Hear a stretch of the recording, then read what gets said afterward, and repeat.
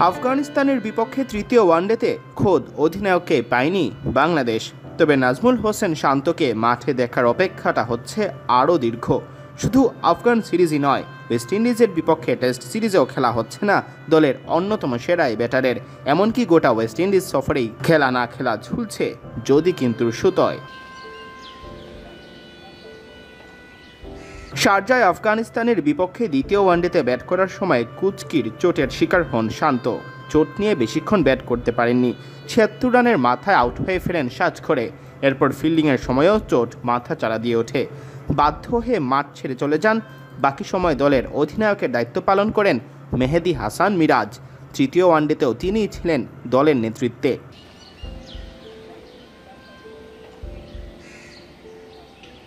Series নির্ধারণী ম্যাচের আগের দিন শান্তর এমআরআই করানো হলে সেই প্রতিবেদনে জানা যায় আপাতত মাঠে নামার মতো অবস্থাই নেই তার।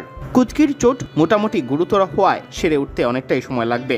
সামনে আবার ওয়েস্ট ইন্ডিজ সফর, যার জন্য ঘোষিত টেস্ট দলেরও নেতৃত্বে ছিলেন এখন পর্যন্ত ৩ ফরম্যাটের অধিনায়ক থাকা শান্ত। তবে টাইগার দলপতি সেই সিরিজ থেকেও ছিটকে গেছেন। ২২ গজের চিন্তা বাদ দিয়ে আপাতত তাই বিশ্রামে থাকতে হচ্ছে শান্তকে।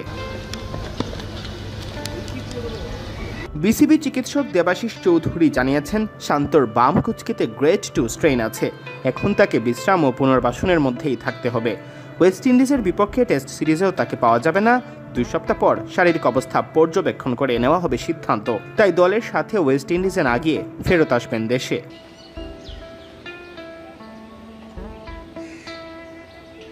তবে যেহেতু চোটের ধরন গুরুতর, তাই মাসখানেকের মতো লাগতেই পারে সেরে উঠতে। যদি অনুমান অনুযায়ী ৬ সপ্তাহের মতো সময় লেগে যায়, তাহলে ওয়েস্ট ইন্ডিজের বিপক্ষে টেস্ট সিরিজ তো বটেই, ওয়ানডে ও টি-20 সিরিজও হয়তো খেলা হবে না শান্তর।